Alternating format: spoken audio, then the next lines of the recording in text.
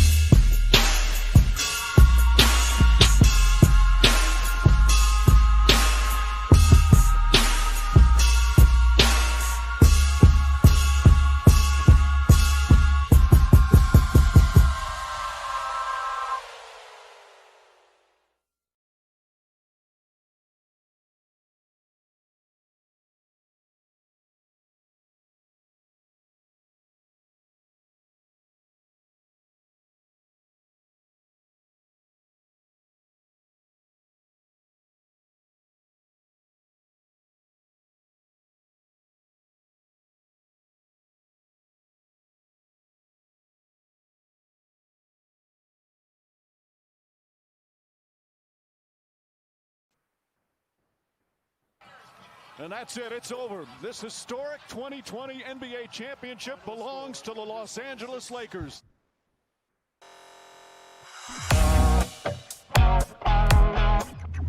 What's going on, everybody? Welcome into another episode of the Lakers Outsiders podcast, brought to you by UCast Studios. And before I even introduce myself and my co-host, I just want to crack open a nice cold one. Ladies and gentlemen, the Los Angeles Lakers are your 2020 NBA champions. Oh my goodness. Let's go. It feels so good to say that. Hani is not drinking this evening, so I came prepared for each one of these that I drink. I will drink one for him as well. Beautiful. So just celebrate responsibly. Don't celebrate like me. But Don't drink in podcast, kids. yeah, it's dangerous. We're gonna find out real quick. I might make some ridiculous bet like buying another Rondo jersey, which is something I have to do now. I made my bet and I have to lay in it. But hey, after how he played at various points of this postseason run, it's money I'm happy to spend. So, what's going on, everybody? I'm Gary Kessler here with you as always, joined again as always by Hani Amadi. And Hani, what else is there to say, man? This team, credit to the Miami Heat for making this a very, very difficult series, even though they were outmatched from a talent standpoint, I think. Man, they were a hell of an opponent, but at the end of the day, this Lakers team just finds a way, like they did all year long, and they're NBA champions. Yeah, I mean, there were two very resilient parties today. One was the Los Angeles Lakers, who have battled through a lot of issues all year long, and been able to really pretty much dominate the playoffs, but with some shaky moments in there. And the other resilient party was me, who finally got a series prediction right. Lakers in 6, baby. Let's go. Give me my flowers. I forgot all about that. I'm a little upset now. Hey, I'll give it to you. I mean, I still beat you 3-1, but it's okay. You got the most important one, so I will exactly give you the hat tip on that one. Lakers in 6. Very easily could have been Lakers in 5, but man, this game was unbelievable. I went in fully expecting my heart to be pounding out of my chest for 48 minutes, and it pounded for 16, 18 minutes, and it was like, damn, what is going on here? Like, this Lakers team, man, just when you thought, I apologize to everybody. We didn't pod after the Game 5 loss. Combination of Hani and I were very upset, and I also did not have a voice left. I was still kind of recovering a little bit, but I literally had no voice. Like, you guys would not have been able to hear me. It would have just been awful. So I apologize for that, and I apologize getting on to this so late. We kind of wanted to just let people soak this in. I didn't want to just jump on while players were doing interviews and all this stuff. I mean, we got to see Alex Caruso up at the podium with no shirt on. I'm pretty sure the entire team has no shirt on at this point. JR took his shirt off before the final buzzer sounded. Come on. Hey, that's an NBA champion. Like, he's been here before. He knows what the deal is. He was ready to go as soon as that clock hit triple zeros.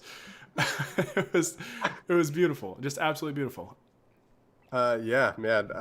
This was the most dominant the Lakers have looked all year long, and it came at the perfect time, man. That was just a master class of a game, especially defensively. And man, we can't say enough about how incredible this team has been all year, but this time around it was perfect. It was a perfect basketball game from them. And to do that in Game 6 of the NBA Finals against a team that is such a hardworking team and doesn't make anything easy for anybody, and has shown it throughout the series. They've taken the Lakers to more games than any of their other playoff opponents. To do that now in this moment and get these big performances from your two stars and all these role players, that was just phenomenal. It was just a perfect ending to this really incredible season. Yeah, I think it's something that Pete Zayas, a.k.a. Laker Film Room, has brought up. And shout out to Pete Zayas. I think Pete gets a championship ring since he's a member of the Lakers, and that's awesome, man. That's so awesome to see his rise, and it results in him getting a championship ring. I'm pretty sure at least that he'll get one, but if not, I mean, he could say he's part of the Lakers when they won an NBA title. That's pretty awesome to say, and to see such a great dude get that honor. So, but he's said multiple times that this Lakers team has a gear that the other teams just don't, and we saw that tonight with these guys committed to the defensive end. I thought they had a lot of, my spirits were a little. My spirits were hit a little bit with the last loss, because it's like, man, this Miami team is very resilient. You just gave them a little bit of hope, and now they're looking at this as like, all we gotta do is win two games, and we can come back and win this thing. And it felt like the Lakers really squandered an opportunity to win the title. But man, we've been saying it, that this Heat team was so resilient, so good. They're so well coached. They're so tough. I can't say enough good things. I mean, I was rooting for them coming out of the East because I just loved how they operated. They were very annoying to play against because they were so good. And Jimmy Butler, man, credit to that guy. I don't know if he just ran out of gas in this game or what, but he was phenomenal up until this point. And I have so much respect for that guy. So much respect. But the Lakers hit that gear that these other teams just couldn't. And that, especially that first half, man, was a masterful defensive performance. And even Frank Vogel said, we're in the midst of a defensive masterpiece right now.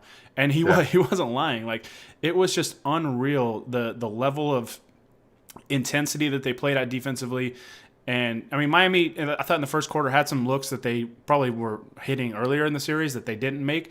But everything they had to work for. Anthony Davis was a beast defensively once again. And this team, I mean, there just weren't those breakdowns that we had seen in those two losses in this series, and even in some of the wins. Some of the wins, there was just kind of some slippage with focus and stuff like that. And in this game, I mean, you didn't really see that until the fourth quarter when it was just so far out of reach that it didn't really matter. This team, it was nice to see that they really exemplified one last time that when we play our best, we're just better than you. It doesn't matter who you are. Yeah. I mean, it was so rare in this game to see any real mistakes made by the Lakers. Everything that the Heat got, like you said, it was late in the shot clock. It was through a lot of work. And, man, Anthony Davis, there were a lot of people on the Bird app calling him soft after the last game. And that dude just came back, with an injury, with Vogel saying that they were hoping adrenaline would fuel him through this game because of the pain. And boy, I don't know if it was adrenaline or what it was, but that dude, he was blowing up every pick and roll. He was just swatting shots at the rim. He was doing everything defensively. And that's not to take credit away from the rest of the Lakers, who all played phenomenally on that end of the floor. But everything that the Lakers do on that end is through Anthony Davis. And, having a defensive player of the year, you know what? I'm just going to call him the defensive player of the year out there, and having that just that advantage over every team is just incredible. And when he's playing his best, then the Lakers are. It feels almost like they're unstoppable because offensively they got another dude named LeBron James that can carry the load for them. He's pretty good at basketball, I would say. LeBron. Yeah, I would say he's done decent for himself. He's better at basketball than most people are at most things. So, no, there were a lot of times where I thought AD was guarding multiple players at once in this game, especially on those pick and roll coverages where he's kind of, he's kind of close enough to where he knows he can bother the shot, but he's also getting back to the roll man, and like he's just such a disruptor defensively. And there was a lot of discussion, I think, in the second half because the game was so far out of reach. Like, oh well, who now? All we have to figure out is who the Finals MVP is. And I typically don't care about that sort of thing. I didn't really care about this one either. To me, the defensive MVP was clearly Anthony Davis, just a monster on that end, pretty much all series long. And offensively, it was LeBron James. I mean, AD shot 7 of 17 in this game. Not his best offensive game, but man, 19 points, 15 boards. Remember, I mean, the Nuggets series, people kept talking about his low rebounding numbers and all this. What a way to go out, right? 19 and 15. Yeah. Defensively, just masterful performance defensively from him and the whole team. I know Danny Green only shot 4 of 10, but it was really nice to see him hit 3 threes after the BS that he had to deal with over the last 48 hours. And KCP, man, unbelievable. I don't know for sure if the burner account is him or not, but he never told a lie. He called it and said it was done. Game 6 was going to be the last one, and I mean, he was so good defensively, chasing Duncan Robinson and Tyler Hero all night, and it didn't really hurt him offensively either. I mean, he only hit 2 threes, but 17 points, 6 of 13 shooting. Just another great game for him. And Alex Caruso, I mean, I'm wearing my Caruso shirt. Like, had to wear it. Caruso gets – I don't think Caruso gets talked about enough in terms of his journey, right? Yeah. Like, this dude had to scratch and claw on a summer league roster to get noticed with a team that had just drafted, presumably their franchise point guard for the foreseeable future, Alonzo Ball. And Caruso just shined. He just continued to shine and just continued to work his way up. And he went from a G League guy, just scratching and clawing on a summer league team to starting in the NBA Finals. And this is the lineup I had been really waiting to see. I think I said it on one of these pods, or maybe we were talking about it off air a little while back. But I really wanted to see the Caruso, KCP, Danny Green, LeBron, AD lineup. Because I feel like it wasn't a lineup we really saw very much. Yeah. And man, definitely didn't. that honestly might be the Lakers' death lineup. Like, they were so good in this game. I think before this game, regular season and playoffs, and I might have this number slightly off, but I think they had played a total of 47 minutes together, that lineup. Yeah. And it's just unbelievable. They were amazing, and it made so much sense. Credit to Frank Vogel for doing this. People don't really make lineup changes up 3-2 in Game 6 of the NBA Finals. Nobody really does this. The ballsiness to bench Dwight Howard and put in Caruso over anybody else was just phenomenal. Now you have KCP and Caruso running around screens to defend the Heat shooters and Tyler Hero and Duncan Robinson. You're matching up perfectly with them. You got Danny Green matching up perfectly with Jay Crowder, and it's letting him kind of play in the passing lanes. You got LeBron and AD being able to basically switch between Bam and Jimmy Butler perfectly. And I think that set the tone so well defensively. And if you look at Caruso's numbers, they're not going to blow you out of the water. But I believe he led the team in plus minus again. Plus obviously, 20. Yep. Obviously, our little agenda here only using some of them plus minus for Alex Caruso reasons. But he was amazing, and it's just so cool. You're right. Like we've kind of joked about this underdog Lakers thing for months now. And, partially in jest and partially because they clearly were the underdogs all year long. And this was a true Cinderella story. But Alex Caruso is an underdog story, man. Like coming from Texas A&M to being undrafted to being in the G League and starting in the NBA Finals and giving that performance and winning a championship is so effing cool. And he did it all in 3 years in the NBA while being basically called a meme for his entire career because he's a balding white guy, which fair, but also he's really effing good, and he really showed it. And he's just one of the very many amazing stories on this Lakers team, and one of the very many players that I'm just so happy for this to happen to them. That's the thing is like, he's just a meme, whatever. No, this guy's an impactful basketball player, and I hope he's on the Lakers for several years to come because this dude plays defense at a very high level, and offensively, his offensive production is going to come and go. Today, I mean, he had 5 assists in this game. I mean, that was second on the team behind LeBron's 10. That's not really something I think at the start of the year you would have expected Caruso to really bring you offensively. Is setting up some of these other guys, and one of those assists was to LeBron coming down the lane and throwing down a dunk plus the foul that just got me. I mean, I was out of my chair most of the game, but it was just a beautiful thing to watch, and he's such a cool story, and to see his hard work, it paid off, and I know NBA Twitter has to be so pissed that Alex Caruso is an NBA champion, and it just warms my heart. And I mean, your wife is probably, she probably took notice of AC Fresh, so you better watch out. I'm not against the love triangle,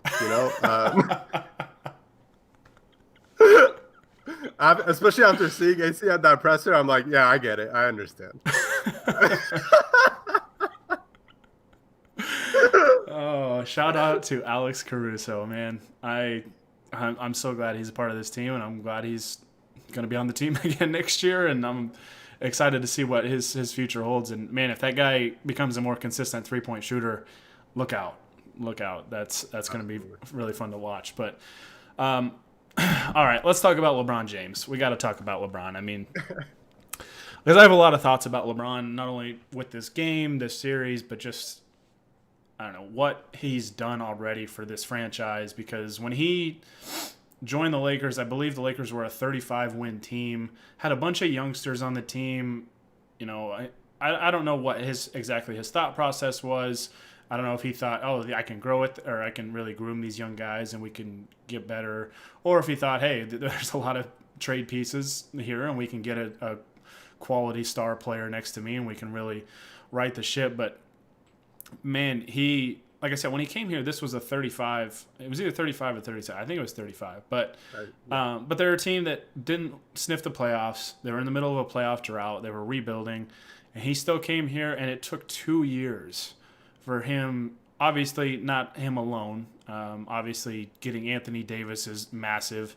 Rob Pelinka and Jeannie Buss and the entire front office, and even Magic Johnson deserves credit for recruiting LeBron to come be a Laker. But the fact that he's now the only player in NBA history to win Finals MVP for 3 different franchises, which is just amazing to say, because, you know, as much as I think a lot of people want to see superstars play an entire career with one team or whatever, and how that's kind of cool, like we saw it with Kobe and Dirk and Tim Duncan, like those kind of guys, it speaks volumes to LeBron's impact and his legacy that he's gone to 3 different franchises that were not really close to, when he got there, to sniffing an NBA championship. And he got it done for all 3. I mean, Miami was solid when he signed, and obviously adding Bosch with Wade was huge. But his impact, not only with those other 2 teams, the Cleveland and Miami, but with the Lakers, and how quickly he's helped transform this team from being in the lottery every year to NBA champion. You know, he spearheaded kind of the whole thing. It's been just remarkable to watch. And in this series, he's going to be 36 in 2 months, and he's still out here, the best player in the world, and just doing some ridiculous, like in this game, 28 points, 14 boards, 10 assists. This guy is just something else. And, you know, I don't like to compare players between eras, so like I don't really dive into the whole LeBron versus Jordan debate or whatever, but just appreciate this guy while he's still playing, because this is just, it's unbelievable how long this guy has been this good. Like, Father Time is undefeated, but man, LeBron has given Father Time everything it can handle. It's just, it's unreal. There's not really a lot more you can say about LeBron. He's done it all. His legacy is pretty secure with or without this title, as at least a top 2 player in NBA history. But watching it up close, the way that we got to watch it this year, is just an entirely different thing. You know, it's one thing to observe it from afar and be like, wow, LeBron is obviously an amazing player and he's winning titles for all these franchises. But seeing the way that he turned this franchise around, you know, obviously credit to a lot of other people as well, but him coming here was truly the turning point. Unless you want to say KCB coming here was the turning point, was the which first I won't domino. argue against. First domino. But the way it's just this like power that he holds on and off the court, and it feels like he knows exactly every chess move that needs to happen at all times, and that all just kind of feeds into how great of a basketball player he is in general, in terms of just the physical abilities and skill sets. But he's just always so far ahead of everybody else. And I mean, speaking of underdog stories, this is a dude who went through a lot of hardships early in his life, with his family, with his a single mother, and living through poverty, and to kind of come into this situation and become arguably the greatest ever at what he does and doing it in so many different situations, so many different circumstances. Oh, and by the way, through it all being just a class act off the court and doing all these incredible things for his community, and just being such a great person. I've felt so blessed, even if they hadn't won this championship, I felt so blessed to be able to root for him on my favorite basketball team. It's something that obviously isn't as important as a lot of the other things that LeBron does in terms of the people that it impacts, but it was just really cool being a front row supporter of him and seeing how amazing he is in so many different ways.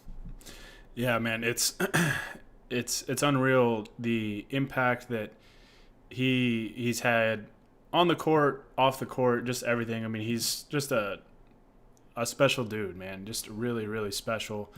And he was asked today about just basically how long does he think he can play and all this stuff, but he I think he basically echoed my thoughts, is that he's got a lot of good basketball still left in him, and he didn't want to put a cap on when really he's going to be when he's going to hang it up or anything, because I don't think really anybody knows until they know for sure.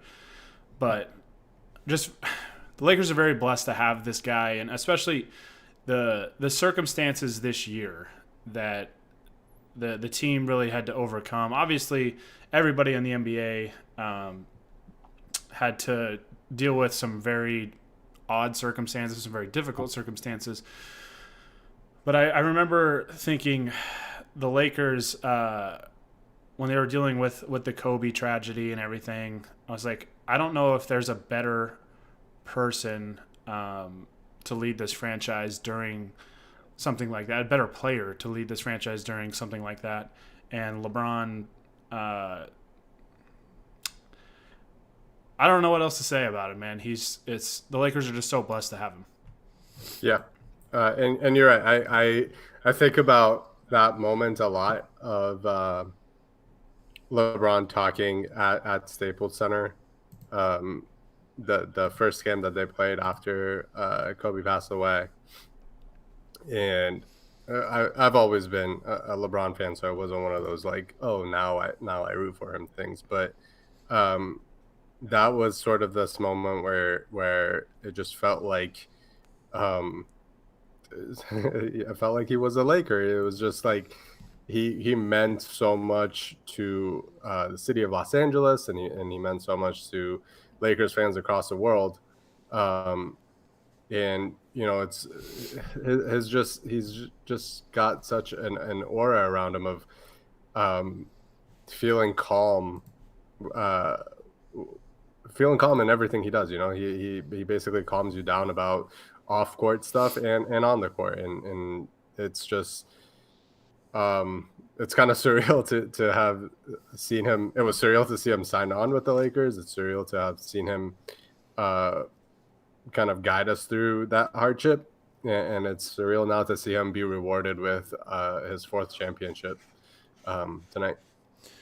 Yeah, man, it was just awesome. This whole thing has been an unreal experience. This team has just been such a joy to watch. And you go back from day one, and I've admitted that I was very wrong about how this team would handle the regular season. And when I was doing kind of my preseason podcasts and stuff for UCAS Studios, and kind of gauging where I thought this team might finish in the standings and everything, I think I had them winning about 50 games and being about the third or fourth seed, because I really thought, with AD and his injury history, this is kind of an older team. There's a lot of veterans on this team, and plus I had some concerns about this roster. I had concerns about the wing depth. I had concerns about playmaking, but I did think that they would be right there when the playoffs rolled around, and that they would be as dangerous as anybody, and that they were a legit title contender. I just didn't think that they would prioritize the regular season the way they did, but they proved a lot of people wrong by doing so. And that's just part of the adversity that this team overcame throughout the year. Is like they fought hard to get home court advantage in the Western Conference playoffs, and they would have had home court advantage in the NBA Finals. And all that hard work was really for naught. I mean, just basically for seeding purposes. Yeah. And I didn't even think that really did them any favors. I thought the Clippers at the 2 had an easier path to the Western Conference Finals than the Lakers did. But they blew a 3-1 lead to the Nuggets in the second round. It's important to remind people. People do forget that. Yeah. So, but that's just the thing is like this team, didn't make excuses. They didn't pout, anything like that. Like everything that was thrown at them this year between, obviously losing Kobe and I mean, it really started before the season. Like DeMarcus Cousins going down with the ACL injury, and they said, all right, let's figure this out. They would go out and get Dwight Howard, who everybody mocked the Lakers for signing, and he was unbelievable this year. I mean, he was an impactful player and didn't complain once about his role, anything. And there were multiple instances in this playoff run that him and JaVale both got benched, and you didn't hear a single peep out of them. They were okay, like they were still positive on the sideline, and they just understood the sacrifice for what this team could accomplish. And credit to Frank Vogel, man. Credit to Rob Pelinka, Frank Vogel, Jeannie Buss, everybody that was involved in reestablishing Lakers winning culture. There's different teams in this league that have it, and it presents itself in different ways. Miami, I think, has winning culture, and I like I said at the start of this pod, I love that team. I love how tough they are. Tyler Hero is a little annoying, but I love just the grit that team has, the mental and physical toughness, and just how they play the game of basketball. It was just beautiful to watch. But there's different franchises that utilize it in different ways, and the Lakers just, man, the togetherness that this team showed throughout the year, obviously, and it's kind of the thing is like they went into this bubble without their normal starting point guard, and that was kind of a big deal. We still had faith that this team could still overcome that because we figured, Caruso is going to get more minutes now, and he can pick up some of the slack, and some of these other guys will step up. And that's what happened. I mean, they lose Avery Bradley. These guys all step up in different ways and just find ways to get it done. I mean, one of the criticisms for this team early on in the year was, they're beating bad teams. They can't beat good teams. We just watched them go 16-5 in the NBA playoffs, and probably maybe half. It feels like about half of those wins were absolute ass whippings. Yeah, and NBA Twitter, like, there's nothing you can say about this team. Get out. I don't want to hear any asterisk talk because, like I said, the Lakers fought hard for home court advantage, didn't even get to use that. All these teams went under the same circumstances in terms of the pandemic, the bubble, all that stuff. The Lakers Lakers and the Heat and some of the reporters and media members and stuff have been in that bubble for over 100 days. So some of these guys, I think LeBron hasn't seen his family, and some of these other guys haven't seen their family and loved ones in like almost over 3 months. And they stayed locked in on the task at hand, and now we could say the job is finished.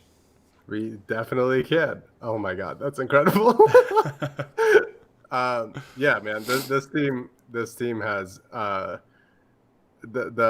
culture that you're talking about is right. Like, and the thing that I went back to today while I was watching this game, and I tweeted this out from our account. The moment where we kind of felt a little bit relieved. I don't think it made us become like clear believers that they were going to win a championship. But when Frank Vogel was introduced as the head coach of the Lakers and had his press conference with the media way back in, I don't know when, like over a year ago. That was a really don't mind me just cracking open another one. That was a really rough time for the Lakers organization. That was a change in the front office that was not expected. There was a lot of talk about a toxic environment in the front office, of Rob Pelinka not being able to be trusted. Frank Vogel himself was the Lakers' maybe third favorite choice to be the head coach of the team, there were a lot of questions about what this team would be like and whether they would be able to create this winning culture that we're talking about under these circumstances. And it did not seem good. It did not seem likely. But Vogel, in his very first introductory press conference, he kind of had this, he gave us a sense of calm of like, all right, you know what? He might not have been the first option. He's not a sexy pick to be the head coach at all. But kind of trust them. Like he's saying the right stuff. It seems like he knows what he wants from this team, and it seems like he's learned from the stops that he's had previous to this one. He might be the right guy, and I think he very much proved himself to be the right guy over the course of this year, and he created this atmosphere, and I think he deserves the most credit out of everybody. Not the only credit, but the most credit out of everybody in terms of creating this atmosphere where the players are so comfortable with each other, so confident in each other, so willing to share in each other's achievements, so willing to sacrifice their own roles for the betterment of the team. You know, JaVale and Dwight are just a couple examples, but there's guys like, I don't know, Quinn Cook was a decent bench player for the Warriors that won championships. He was playing in games, and he really did not play a whole lot this year. But you ask anybody on this roster, and he might be the most loved person on that team. Yeah. And it just goes through the entire roster. That, you know, KCP getting the support from Dwight Howard early on when he was struggling, Danny Green getting the support from KCP in these finals when he was struggling. It just goes coaching staff, players, front office. Everybody was so connected, and I think Vogel really was the guy that created that atmosphere for the team, and really they weren't going to win a championship if they didn't have that situation. It wasn't going to allow him to be so willing to make these pretty wild lineup adjustments in Game 6 of the NBA Finals if the guys weren't willing to buy in on that. And I think they very much did buy in from day one, and Vogel earned it. He really did. 100%. It just kind of adds to the whole list of items that the Lakers had to kind of overcome, right? Like from like April, because April, I believe, of 2019 is when Magic unexpectedly stepped down right at the end of the season. And then he goes on First Take and basically kind of talks all this stuff about Rob Pelinka and like betrayal and all this stuff. And from that point all the way through, I mean, really going into the season where you had those questions about Vogel, how he wasn't their first choice and all this stuff. And, wondering how Rob Pelinka could put together this team. And I think it's been pretty evident once Magic left, Pelinka really took full control of this team. And he did such a great job, man. Like he kind of explained his vision of, with AD and LeBron, they wanted to get defenders around him, right? And last season it was, let's get playmakers around LeBron, so he doesn't have to do so much playmaking. Which I was like, okay, like I can give this a shot. Like I understand that the reasoning is you're kind of trying to save LeBron a little bit, but it's pretty evident that you needed defenders and you needed 3-point shooters. And whenever AD went to the 5, man, this team could properly space the floor for him and AD and all these other shooters. And it's obvious the Lakers learned from their mistakes last season in terms of how Pelinka built this roster. And I mean, some of the criticism was the Lakers obviously can go after these stars. They've got LeBron, they've got AD. Can they win on the margins now? And that's an area that they had been struggling with for quite a while. And I mean, they bring back KCP. A lot of people kind of mock that. And he was fantastic. I mean, he was the Lakers' third best player during this playoff run. Consistently good offensively and defensively. I mean, I think a lot of people kind of wondered about him after the first playoff game where I think he went 0 of 9 against Portland. But that was also... That feels like so long ago. Yeah. That was just one of those games the Lakers just... Nobody could seem to hit anything. But, yeah. I mean, KCP bringing back Caruso was huge. Getting Danny Green. I know people were frustrated with Danny Green this year, but man, that guy was really good defensively most of the year and was a big part of this team's defensive success because, like I said, going into the year, we kind of wondered about this team's wing depth. And it's like, oh, Danny Green's going to have a lot of responsibility kind of taking the best wing players. We thought, he's going to be the guy that gets Kawhi Leonard or Paul George. Mm-hmm. In this case, maybe Jimmy Butler. Obviously, the Lakers have some other weapons that they can use in LeBron and AD to put on some guys like that, which AD you can just put on anybody. It's just absurd what he can do defensively. But even, I mean, some of these moves, I think, with guys that don't really play, like a Jared Dudley, like a Quinn Cook, culture guys, like locker room guys, and they had this belief in Rondo, man, that. And it's pretty evident now that Rondo saves himself during the regular season to be a full go during the playoffs because in the playoffs he had some bad games during this playoff run, but man, he had some really good ones, and he definitely went out on a great one in this game. I mean, and we'll talk about Rondo here in a second, but another move.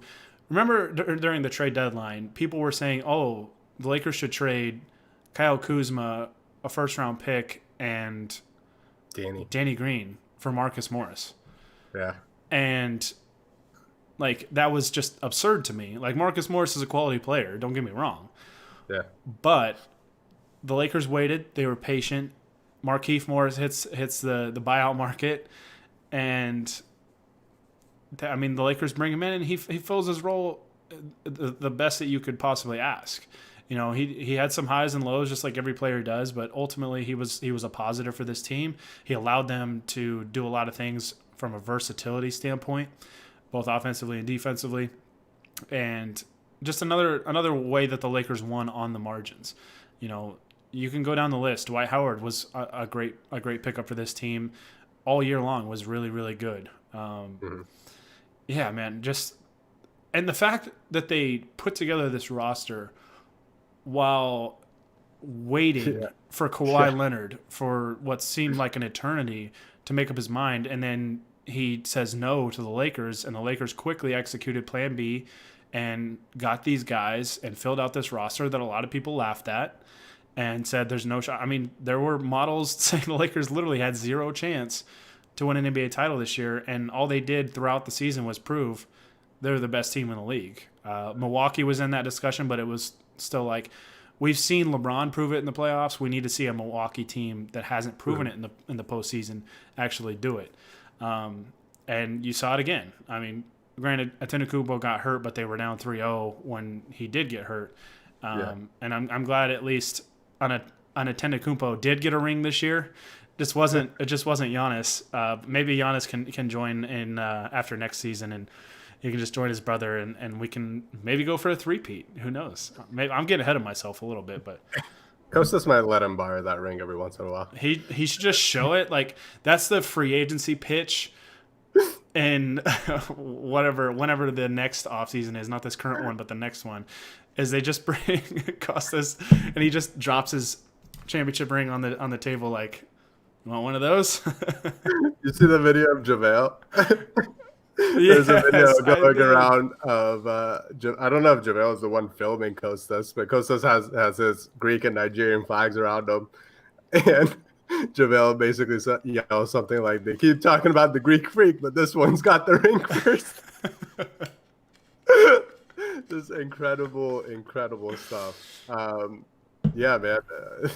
I don't even know what we were talking about. I got too excited about that moment. I don't know. It's my favorite so far. Shout out to JaVale too, man. Like, starter all year long, and then the playoffs roll around, and he's benched in a couple different series and just doesn't seeing the floor at all. And like I said, man, like him and Dwight, like both kept positive spirits, kept rooting on the team and bringing that positive energy, and didn't hang their heads. They just kept rooting on the team and understood what was at stake and what this team was after. And I mean, JaVale's got 3 championships now?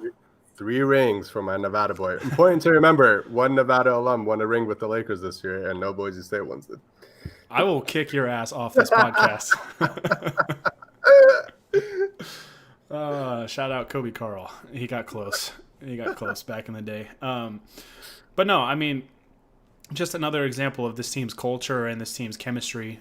Just beautiful to watch. Like guys, like a lot of times when that happens, like you see it, like guys are not happy. And I think a good example too is I'm always curious, like when a Finals MVP is named and it could go to two different players, how the other player kind of reacts. And so when they announced LeBron, like I was like, all right, I want to see like AD's reaction. I didn't think he was gonna pout or anything, but like he was so like genuinely excited for LeBron and was like, you know, clowning around, joking around with him. And I was like, that's like that right there is just awesome because I mean, we saw it with Shaq and Kobe where it was like, you know, you have two alphas kind of going head to head, and sometimes they butt heads, and that can be problematic. And these two guys don't have that. LeBron has said it, like they're not jealous of one another, and I think LeBron probably dealt with that a little bit with Kyrie in Cleveland. But but you know, that's just the beautiful thing about this team, man, is they were all team first and they understood their roles, what was expected of them, and just stuck to it, and just beautiful to watch. But I was talking about Rondo. I said we were going to talk about Rondo. We have to talk about playoff Rondo for our man David Chia, who is probably blackout drunk right now in some kind of Rondo shirt or jersey. Who knows? Oh, I don't think he's wearing a shirt. That is true. Maybe he's wearing some Rondo socks or Rondo underwear. I don't even know. Nothing would surprise me at this point. But dude, Rondo in this game, 19 points, 8 of 11 shooting. He had 3 of his 4 3-pointers. He had 4 assists, 4 rebounds. He played 30 minutes in this game. And it's funny, during the regular season, we'd be pissed off that he played 30 minutes. Yeah. And in this game, honestly, he was probably the third best player. As good as I thought KCP was, Rondo was just unreal, man. And it's crazy to see the difference between playoff Rondo and regular season Rondo. Because like I said, as frustrating as he is, because it always feels like an effort thing with him in the regular season that doesn't exist nearly as much in the playoffs. And I mean, he was a big part of this team winning this championship, and now I have to go get a freaking Rajon Rondo Laker jersey to you know, keep my word on that bet. He had like 3 drives, I think, in the second quarter, where it was just straight line drive to the basket, and not once did he look to pass it. He was going off glass for the layup every single time, and it was like, who the hell is this man? Like regular season Rondo gets into the paint and like picks up this dribble and tries to pass it out, and that's where the turnovers come from. He was so aggressive again today. And man, he is so good when he does that, and I wish he would do it more often. But man, if it helps him do it in the playoffs, then I can live with some of these crappy performances in the regular season. And by the way, like I think my worry with Rondo was never really the offense, even though like he's not a great shooter, so teams will play off of him, and that crowds the spacing. I was always way more worried about the defense, and because of the effort, like you said. I don't think there were very few times these playoffs where I was like, oh man, Rondo's really getting burnt out there. And like, you know, he's really giving up a lot of points on the defensive end. I don't really feel that way at all. He might not always be a great defender, although he had his moments there as well, but I never really felt like he was much of a liability on that end of the floor at all. No, I totally agree. And like he had a number of games, but this game especially, he was just, I mean, I tweeted out, he was just absolutely fantastic in this game on both ends of the floor. We kind of saw there's times he shows like flashes of how he was back in like from like 2008 to like 2013, where he's just such a pest defensively. He had a couple moments in this game where he either forced a turnover or was very close at doing it. It's just like there's just flashes of that brilliance and that beautiful basketball mind at work. And obviously he's not the same player that he was back in 2012, 2013, where I think at that point he started to enter the discussion as like best point guard in the league. Like he was in that discussion. And hell, I think against LeBron's Miami team in the Eastern Conference Finals, he had like a 44-point game or something like that. But yeah, man, this guy, doubted him all year. Happy to say I was very wrong about him. I I knew playoff Rondo was a thing. I was like, I just can't see it. Like we saw almost a full regular season of evidence, and I didn't really see it. I've been watching him for the last 2 years, and man, Celtics fans have to be sick watching Rondo win a title in purple and gold. Like it just warms my heart knowing Bill Simmons, who probably once loved Rondo to death because he was like the most annoying player ever. And now he's winning a title next to LeBron in purple and gold. Like it just warms my heart to know that Celtics fans are just absolutely sick watching that. Think about it. It's a Celtic basically legend in Rondo playing for the Lakers, playing with LeBron, who is like a villain to Celtics fans, playing with Anthony Davis, who they thought they were going to get, but they didn't because they're too big of cowards to trade for anybody. It's just they get really close to trading for people, though. They're always very close. As my grandpa always told me, close only counts in horseshoes and hand grenades. Wise man. They also almost drafted Tyler Hero. I don't know if you've heard of that. They were groaning or moaning or whatever that report was when he got picked a couple times before. Damn it, not again. But this begs the question, and we're not going to spend a lot of time talking about this because it's more for giggles. Is Rondo a Hall of Famer now? He won a ring with the Celtics and the Lakers. I mean, he was an assist champ for a while. I think if you win a title with the Lakers, you should automatically go in the Hall of Fame. That's my thing. I think Alex Caruso just cemented himself as a Hall of Famer in this. Oh, I mean that's a low bar you're setting. I think Jared Dudley, Quinn Cook, Helen Horton Tucker, they're all Hall of Famers. Devontae Kaycock, he's a Hall of Famer now. Yes. Congrats to the Lakers on all cementing their spot in the Hall of Fame for this legendary Cinderella story. Underdog Lakers, #We Believe championship run. No, I've never been happier to be wrong about a certain player than Rondo, because I hated the team that he played for. I used to love Rondo's game, like back in when he was really in his prime and everything. And that guy, I mean, he's an interesting story too because he had a lot of kind of fallouts with a number of teams, right? Like the Mavs basically just sent him home at one point and we're done with him. Didn't give him his playoff money. Yeah, like he played for the Kings, kind of had a little resurgence with the Bulls. Obviously, I think him and Jimmy Butler had respect for one another playing on that Bulls team together, and it's just cool, man. It's really cool to see. Like in 2009, I think I've seen a couple people tweet this, but it's so true. In 2009, if you'd have said LeBron James is going to lead the Lakers to a championship next to Rajon Rondo and Dwight Howard, you'd have been like, what the hell are you talking about? It's like a fever dream. Yeah, and like it's crazy. Not only that those guys are, playing 11 years later, because a lot of players, even some of the good players, like don't play that long in the league, but I mean, they were Rondo more so in the playoffs than the regular season, but he was an impactful player. Dwight was an impactful player for a lot of points this season. And LeBron, almost 36 years old, is still the best player in the world to me. And Anthony Davis isn't far behind him. And it's pretty just mind-boggling, man. Like this was an older team. Like the Lakers went in 1 year from one of the youngest teams in the league to one of the older teams in the league. Yeah.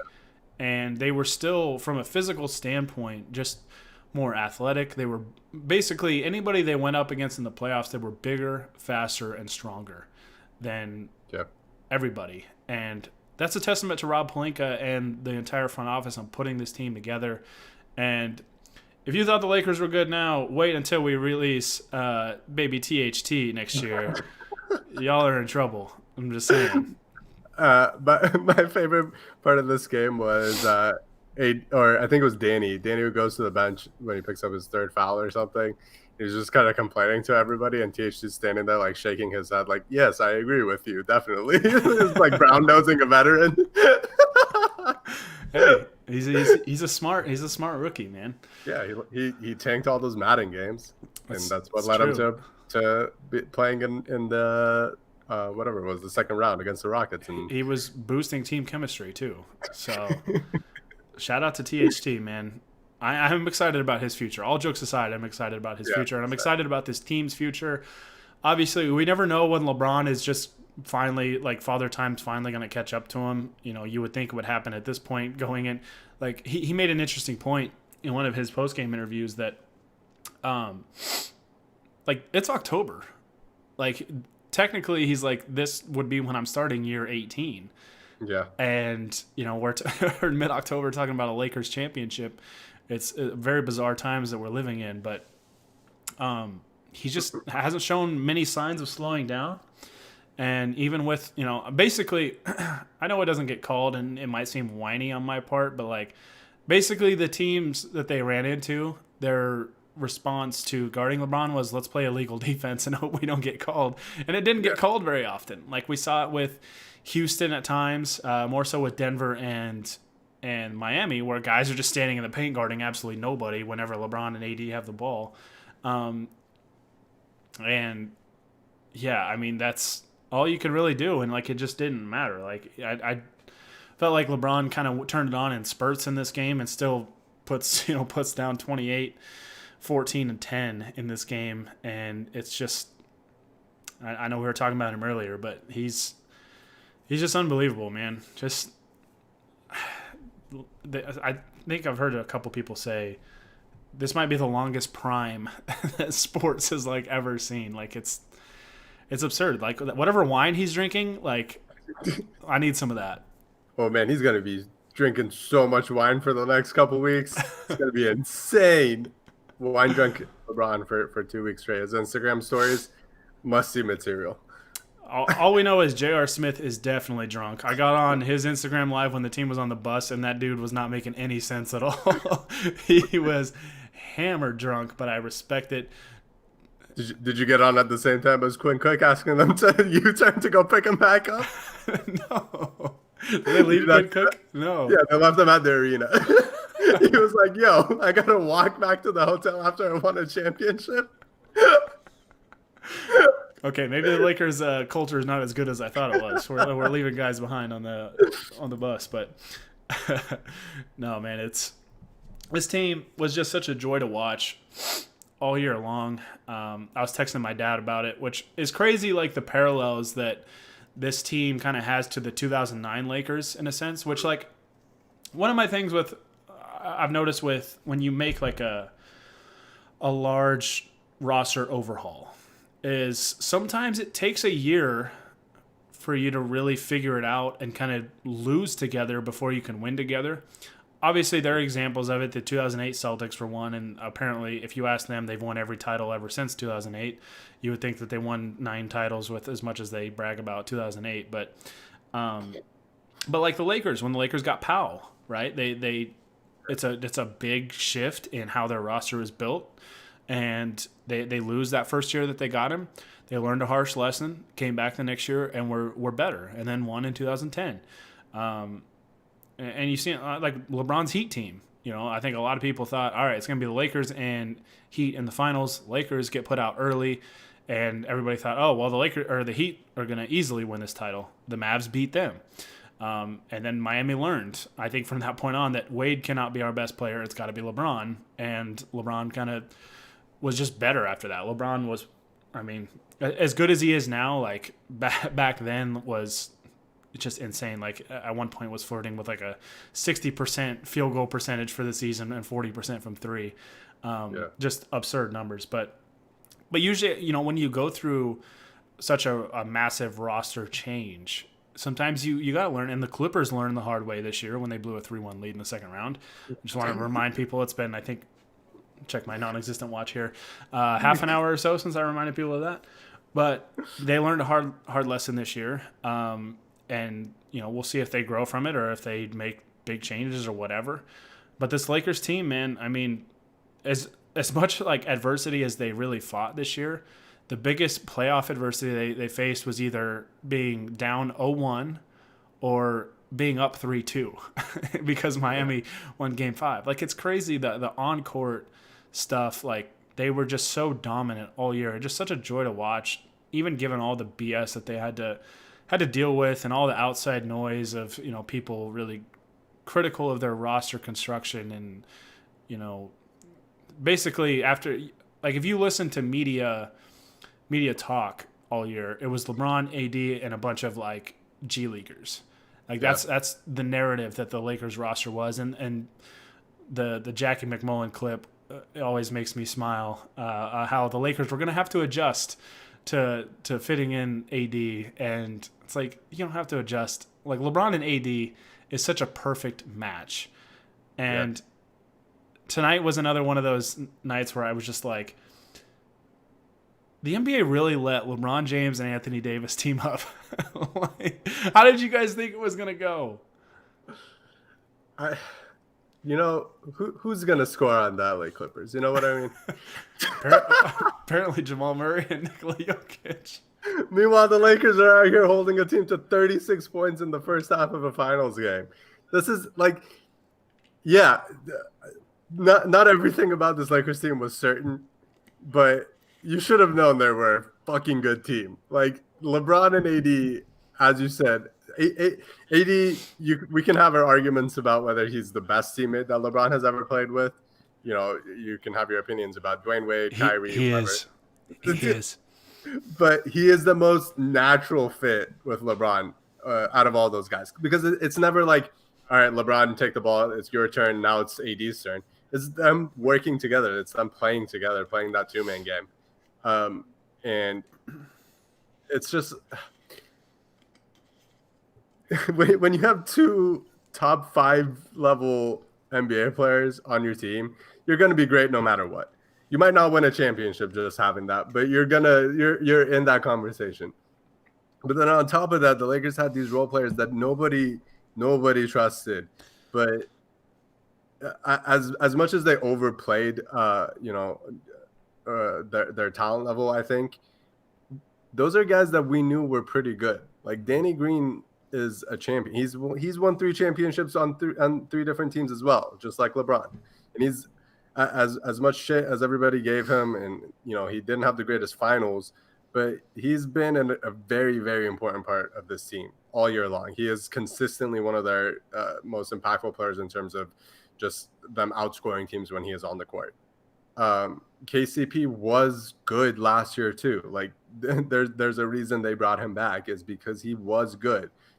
I mean, we can go down the list, but all these guys have proven themselves at some point. Maybe they weren't proven champions or they weren't proven playoff performers, but they were good enough that when you put them next to the dude who is famous for getting the most out of his teammates, like out of any superstar that the NBA has ever seen, the guy that is best known for doing that, it shouldn't be that much of a surprise that they had this dominant of a playoff run, of how good they were. Well, and LeBron highlighted it in one of his post-game interviews that I was watching, that not only are they just such a perfect fit on the court, but those guys hold each other accountable. And AD said it before the season even started, where they're like, are you going to hold LeBron accountable defensively? And he was like, yeah, and I expect him to do the same to me. Like, I expect all these guys to do the same thing. And LeBron highlighted that in one of his post-game interviews, where there was a play earlier in the series where he tried to throw it down to AD in the post, and he overthrew it. And, he was like, he said something along the lines of, I was pissed at AD was pissed at me. We're both arguing. And before we get, like, to half court, we're both like, all right, that's my bad. Like, like it's all good. And like, he's like going to the huddle at the timeout. They had already put it past him, and like they held each other accountable, and they said, all right, it's in the past. Let's fix it, and let's not make the same mistake going forward. And that's the type of thing that you need. Like, you need guys that, and I think Miami has that too with Jimmy Butler and a lot of the guys on their roster, that Jimmy Butler's going to call out BS when he sees it, but he also is going to respect when somebody does it back to him. And it's something that we saw with Kobe. Kobe was, the type of psychopath that, like, if somebody wanted to fight him on the court, That's the type of guy he wanted on the team. That's not like no, I don't want that guy anywhere near this team. Like, no, that's a guy I want. We saw with like Matt Barnes was the perfect example. I mean, they go and sign him, the year after he did the whole like ball fake in his face kind of thing. Yeah. And everybody's like, wait, what? That's signing Matt Barnes. But Ron Artest too, yeah. That playoff series, they kind of went at each other. But that's the type of leadership you need, man. That's holding guys accountable and not, these guys weren't afraid to be the bad guy, and they never took it personal whenever, they corrected one another, and they just figured it out every step along the way. And didn't matter what challenge was thrown in front of them, they solved it. They came together and they solved it. And a lot of times it was in different ways. Most nights it's LeBron and AD, or LeBron or AD, but sometimes it was different guys stepping up. And we've said this probably 100 times now, that the Lakers not having a clear-cut third guy kind of worked in their favor, because they had a number of guys that could step up each and every night, and it could be a different guy just coming at you as the third best player that night. Sometimes it was a lot of times it was KCP, but sometimes it was Danny Green, sometimes it was Alex Caruso, Dwight Howard. Like it's all these guys, and it was just such a collective effort, and that's what made this team so good, so dominant, especially defensively. Which I think LeBron deserves a lot of credit for how he turned it around defensively this year, because last year he deserved a lot of criticism for his play defensively last year. But this year it was night and day. He was so much better, and you see the result. The Lakers are holding up the Larry O'Brien Trophy and bringing Larry OB back where he belongs, back to LA. And I'm excited for those guys to be able to get out of the bubble and go home and see their families and everything, because I know that probably hasn't been a fun 3 months being kind of stuck in the bubble. But the job is now finished, and now they can really go celebrate it. Obviously, we would love to have a championship parade for it. Probably not going to happen given the circumstances, but it's still sweet nonetheless. So I'm so proud of this team, and all I can really say is I love this team, man. They were such a joy to watch all year. Low stress most of the way. I mean, there was a couple Clippers losses that were a little annoying, but man, they were just so much fun to watch. Yeah, I can't get over how happy I am for so many of these guys. Like, they all have such great individual stories, I think. Like, the LeBron and AD stuff is obvious, but like Dwight coming back after 7 years, after having such a bad exit with the Lakers and being so hated by fans, coming back and winning his first title in Orlando, where he started his career, and the only other time he had been in the finals before that.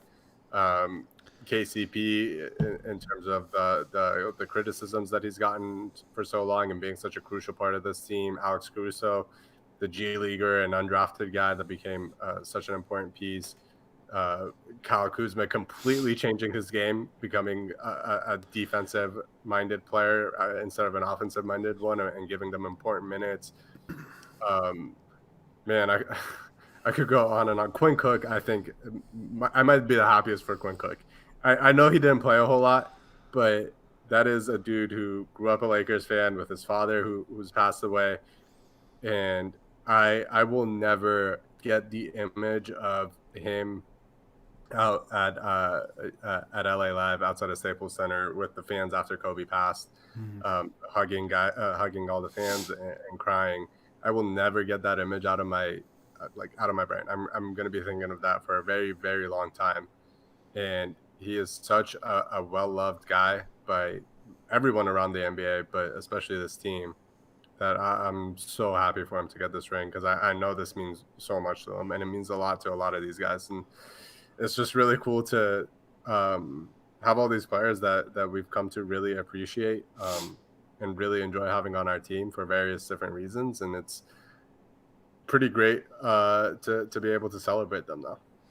Yeah, Quinn Cook especially, man, growing up, he's made it very well known that he grew up a big Laker fan, like had that bond with his dad as Laker fans. And that really hits home with me because the reason I'm a Laker fan is because my dad and it's kind of crazy because I was talking earlier about the kind of the parallels to 2009. Obviously, it's been highlighted before, but like LeBron going for his fourth ring in Orlando, Kobe was going for his fourth ring in Orlando. They both win it in Orlando, playing. I mean, obviously playing a team from Florida, no less.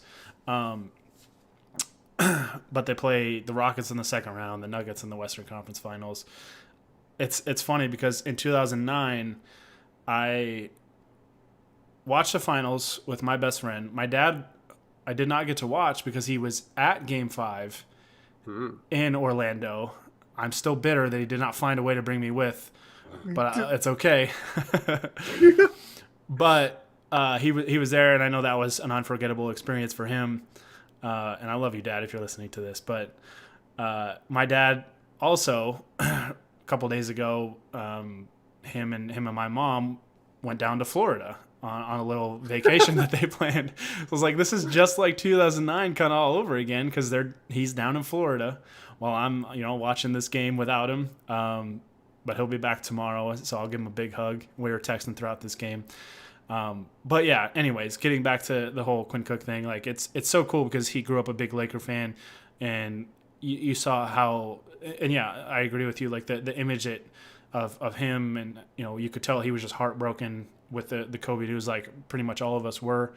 And that's, I know people got annoyed with like Laker fans looking at like certain numbers and being like, oh, Kobe, this, Lakers scored 124 points, Kobe, like all that stuff, which I don't even want to dive into that because I get annoyed with how people tell others to deal with, something that affected them. But it makes this one very sweet, very, very sweet, given the loss of Kobe and Gigi and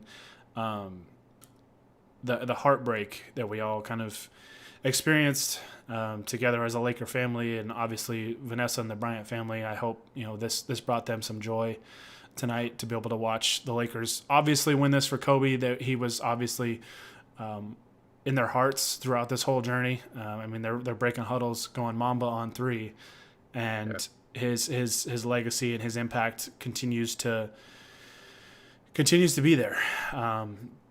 And it's really cool to watch. But yeah, man, it's just a special team, and I think this team still, like LeBron says, deserves their respect. So give them some damn respect because they were not only great during the regular season, they were great in the playoffs, and they beat a very good Miami team, albeit they were, a little banged up, but all you can do is play the teams that are in front of you. But this game also kind of reminded me of 2009 in a sense that we kept saying that Miami, this is not a team that's going to roll over, right? They're not going to just let you win, and we saw that in Game 5, that this team is resilient as hell.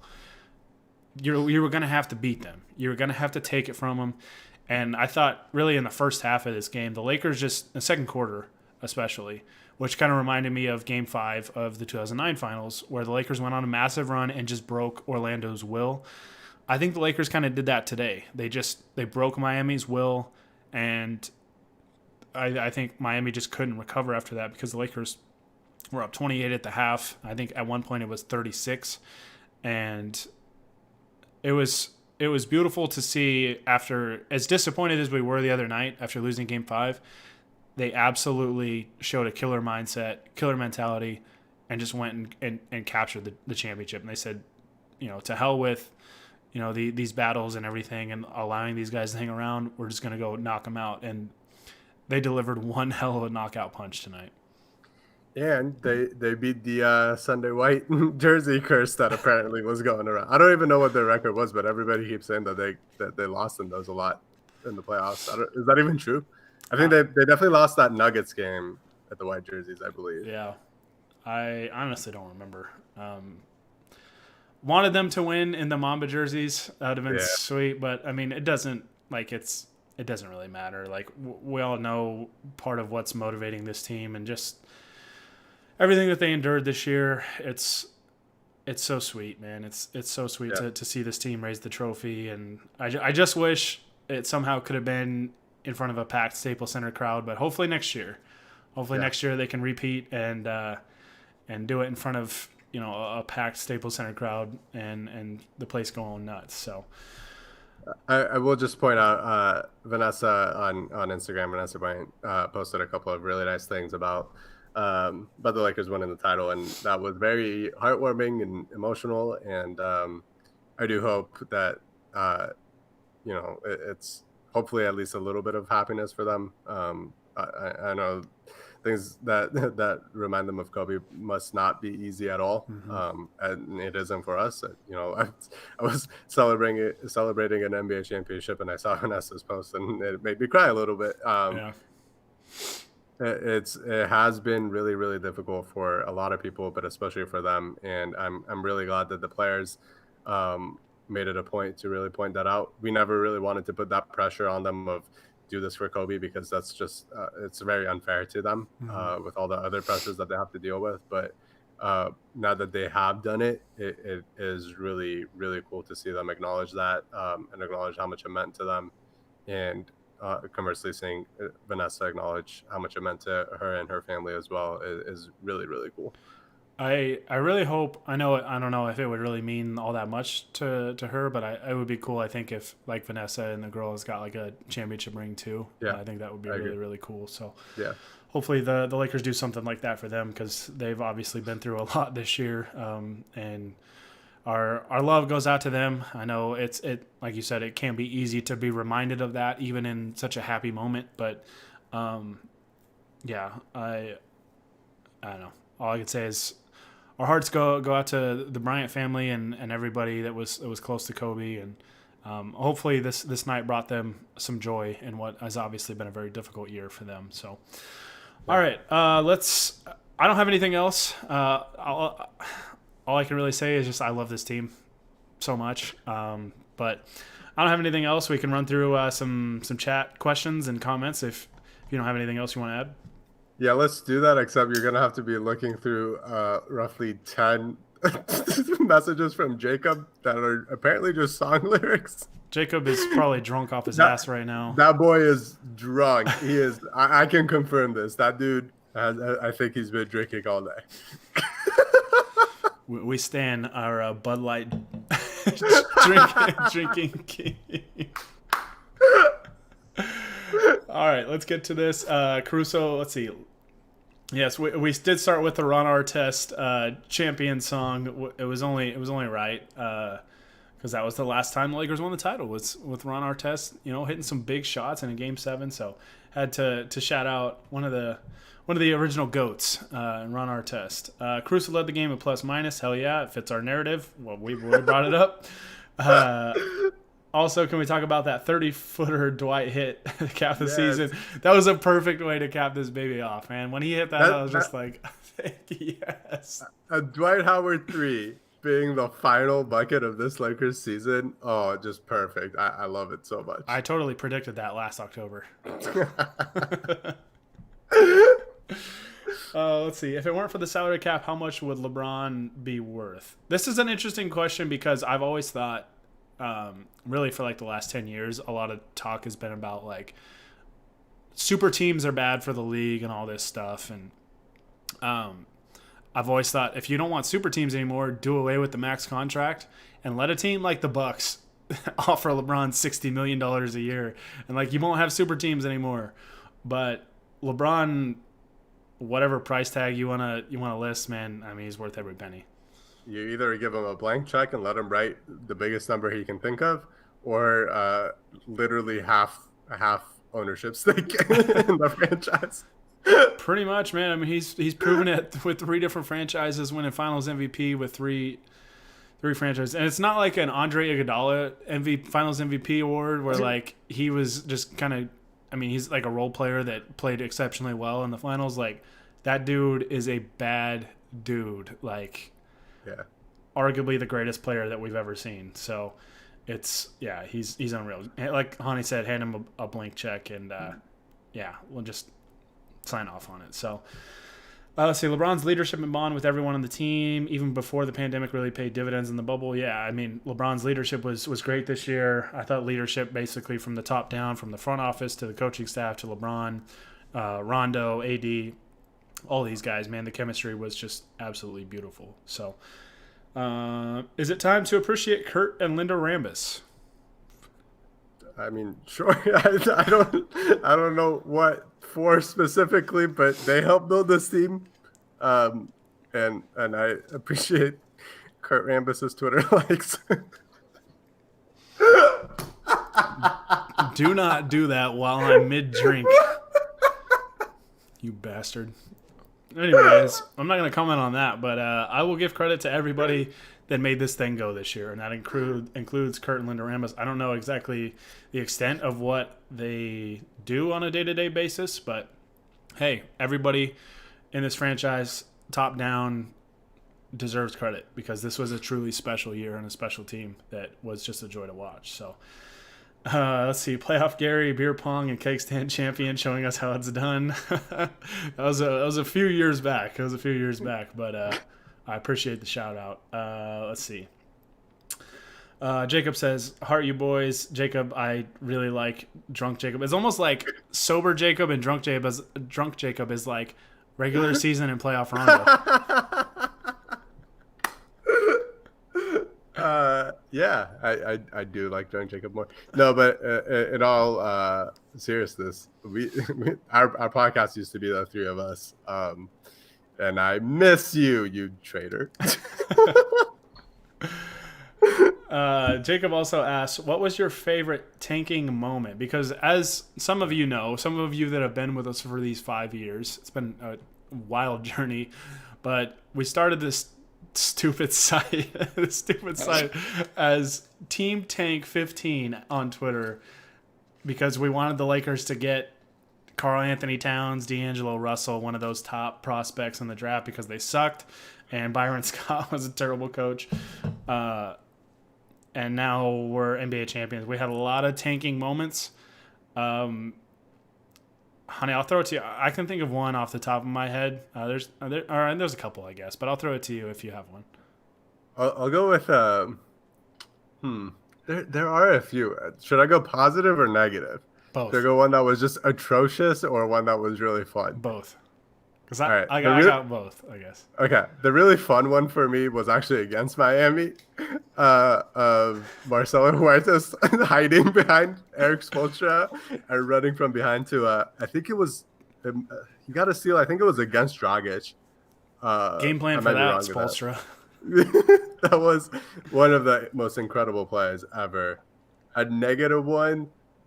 This wasn't the worst one by any means, but for some reason it's always stuck in my head of D'Angelo getting an inbounds from the baseline, and he's like kind of letting the ball bounce for a little while, and he's on the sideline, and he just loses the ball somehow, and he's like just stumbling over himself, and the ball rolls out of bounds. An incredible moment in his Lakers career. One negative, I guess, I can think of is the Lakers have to foul. Jeremy Lin is not fouling because Byron Scott told him not to foul, and Kobe is sitting there screaming at him to foul. So the other team, I don't remember even who they were playing. I think it was the Grizzlies. Yeah, Conley, I believe. Yeah, because they could have dribbled out the clock and won the game, and Kobe's literally screaming at him to foul, and just says, "Screw it, I'll do it myself," and sprints to Conley. Conley probably, his heart skipped a beat seeing Kobe look like a freaking middle linebacker coming full speed at him and fouls him, and he was very upset. But that was an epic moment. So that's my negative one. Two positive ones I can think of, both kind of center around D'Angelo Russell. There's a lot that I'm kind of thinking of now, but two that I remember that really were good moments during the tanking years. One was hitting I think it was his last shot as a Laker, hitting the game winner the day that his grandmother passed away. Game-winning three at the buzzer, got kind of a crazy bounce that the ball went way up in the air and came right down through. That was a cool moment. That was a cool moment for him, for a guy that was very highly scrutinized during his time as a Laker. Still a big fan of his, but the other one was the Nets game where I think he scored 40. The ice in my veins moment. Yeah, that's when it came out. That was the first time we saw that, and That was a beautiful game. That was a beautiful game, and really kind of highlighted what some of us really saw in him and like the potential that he had. And he was just fantastic in that game. So those are the memories that kind of jump out to me. There's a lot. I was a big fan of Brandon Ingram. I loved what he did, and I guess you got to talk about all the missed high fives that Josh Hart had. So Honorable mentions to Jody Meeks scoring like 40 against the Thunder, and Nick Young stealing a game-winning shot. Nick Young stealing the game-winning shot. Nick Young thinking he had just buried a three, putting his hands up, and then it goes in and out. That was so many good ones. A legendary GIF that was created. So Jeremy Lin looking off Kobe to hit a game winner, and then Kobe going to him like, "What the hell did you just do?" Man, we thought it was good times back then. We didn't realize how good we were gonna have it in a few years, but. Yeah, man. You got to just appreciate the moment. Just appreciate the moment. Let's see. Were the Lakers lucky with health? I'm stunned at AD's durability given his injury history. Yeah, I mean, I think every NBA champion is a little lucky with health. I mean, we saw it last year with Kawhi's Raptors. Yeah. They were pretty healthy, and I don't think they were 100%, but they were pretty healthy. And the Warriors didn't have KD. They didn't have Cousins. They lose Klay Thompson at one point in that series. The Warriors ran through a couple teams like LeBron one year had no Kevin Love, and then loses Kyrie game one for the rest of that series. And so yeah, I mean it factors in. You got to be a little lucky, and the Lakers were lucky this year, and that's part of the equation usually. So yeah, I will say very cool that this happened. Other than this series with the Heat kind of having their injury problems, felt like the entire playoffs, most teams were pretty healthy. Like there weren't too many big time injuries like we see year in and year out. And I think maybe the lack of travel and more rest time helped in that. But it really made for more enjoyable basketball throughout the playoffs, I think. Yeah, definitely. We had somebody say Quinn Cook, little cheerleader, got a ring. I think that's ring number 2 for him. Is it 2 or 3? I think 3. I know he got I at think least. He got 2 with the Warriors. Yeah, so he's on that JaVale McGee path. 2 with the Warriors and 1 with the Lakers. It's at least 2. But this one's got to be especially sweet for him, given his Laker fandom during his childhood. So that's pretty cool. Rondo wins number 17 for Boston, and then number 17 for the Lakers. We're not going to talk about Rondo winning 17 for Boston. that memory does not exist. I've deleted that out of my memory files. Rajon Rondo, lifelong Laker, never played for any other team. That is true. That's very, very true. Jacob asked perhaps the most important question of the evening: does Halsey deserve a ring? Okay, so depends. Well, actually, it doesn't depend. Yes to both, but championship ring, yes. Engagement ring, if she gets on this podcast, I'm more than happy to. I was gonna say no until she gets on this podcast, and then yes. So yeah, that's fair. Yeah, that's the stipulation. And Popeyes, you get a championship ring too, if you give us that sponsorship, because we've been hyping up your Popeyes chicken sandwich for a full year now, and we still haven't seen anything for it. So it's fine. I'll just official sponsor of NBA champion Lakers Outsiders has such a great ring to it. Popeyes, don't fuck this up. Give us the money. There's a whole lot of song lyrics from Jacob that I'm trying to skip through. We did get asked, do we need billboards again to get Dwight to re-sign? No, we'll have Adam Levine put on his jersey. Oh my goodness. In all seriousness, I hope that Dwight is back. I thoroughly enjoyed him as a Laker this year, much more than 2012, 2013. He fulfilled the prophecy, though. I think back in 2012 when they made the trade, if you'd have said Dwight Howard's going to win a ring with the Lakers, would have been like, yeah, duh. Didn't expect it to be like this, but hey, they got it done regardless. So his tweet from after he left, where he said it might not have been after he left. It might have been after the series was over, that first round series, where he said, I hope I can make it up to you guys to LA. I think he made it up to us. He did. And seeing his Instagram live, and like he got emotional with kind of understanding the moment and the journey and everything. That was just really cool. And he was one of the guys that I was most happy for because he's obviously had a very turbulent NBA career in terms of some of the off-court stuff. And it's been a tough year for him and some of the stuff that he dealt with off the court. And it's really cool, man. It's really cool for him to come back and really kind of redeem himself with Lakers fans and get a championship the first time in his career. That's awesome. Like no matter what your opinion is of Dwight, like he is an NBA champion at the end of the day, and that's really all you can say. So, no, just really, really, really cool to see. Happy for all those first time champions. Obviously happy for all of them, but Dwight Howard, Frank Vogel especially, man, he probably is still like his mind has probably been blown going from having his best player be Paul George to having two players that are significantly better than Paul George. Which I don't want to rag on Paul George too much because I did respect him kind of giving a little shout out to Danny Green and what Danny Green had probably been going through the last 48 hours. Really cool. I thought that was really cool. So shout out to Paul George on that.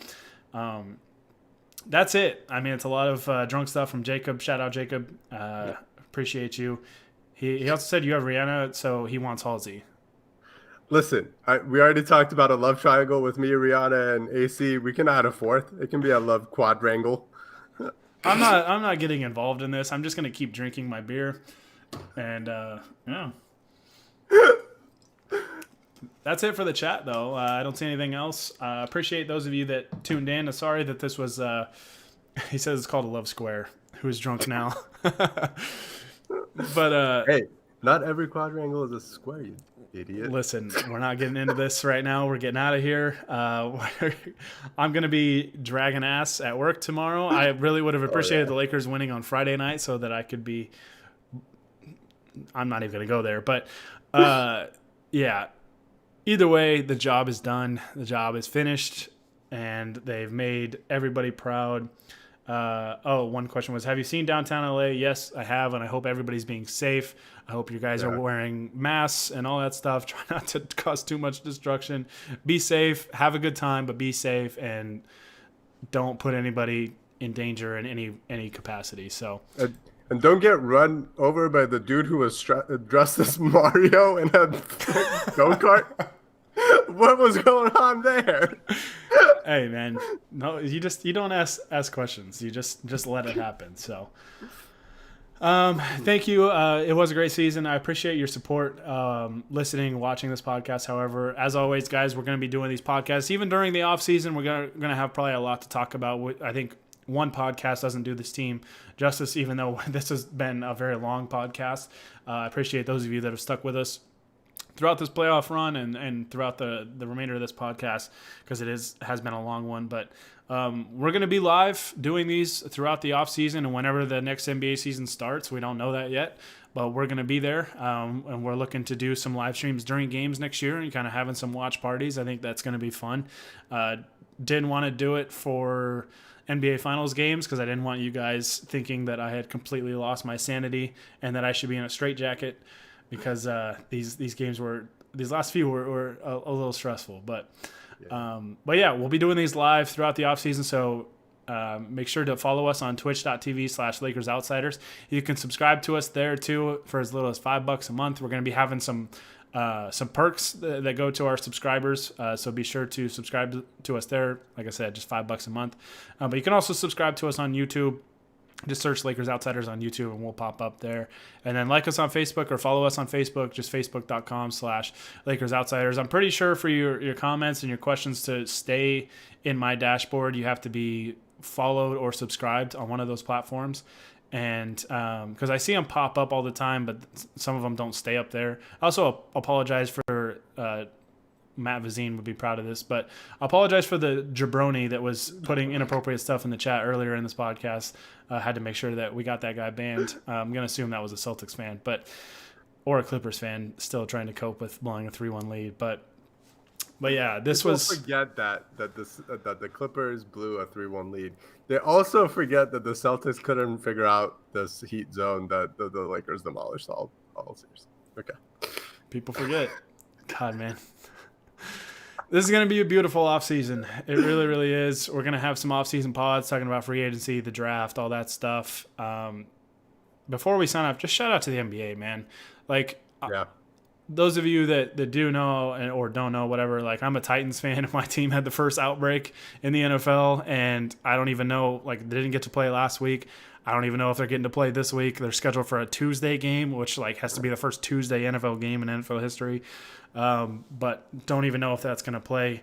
Shout out to the NBA for this bubble idea and the execution of the plan. I mean, there were, I think once they got all the players kind of there in quarantine and everything, they didn't have any positive tests, and they were able to crown a champion. And there was a lot of doubt that was going to happen this year. And credit to Adam Silver and the entire NBA for executing this plan and crowning NBA champion. And now hopefully we can just enjoy the offseason and transition to hopefully getting back to a more normal setting in the 2020-2021 NBA season. So, all right, we're getting out of here. Thank you guys so much for listening. Celebrate responsibly. Be safe out there. Don't do anything crazy. Have some fun. Call in sick to work tomorrow if you're drinking too much. Just be safe. All right, be safe. Go Lakers, 2020 NBA champions. Chef's kiss. Just perfect. But we're getting out of here. So with Hani Amadian, I am Gary Kester, and also with Drunk Jacob Rude and the Lakers Outsiders, signing off. Shout out to Jeannie Buss, Rob Pelinka, Frank Vogel, JaVale McGee, Dwight Howard, DeMarcus Cousins, Markieff Morris, Kyle Kuzma, Jared Dudley, Devontae Kaycock, Kostas Antetokounmpo, Deion Waiters, J.R. Smith, Rajon Rondo, Troy Daniels, Taylor Horton-Tucker, Danny Green, Quinn Cook, Alex Caruso, Kentavious Caldwell-Pope, Avery Bradley, Anthony Davis, and LeBron fucking James.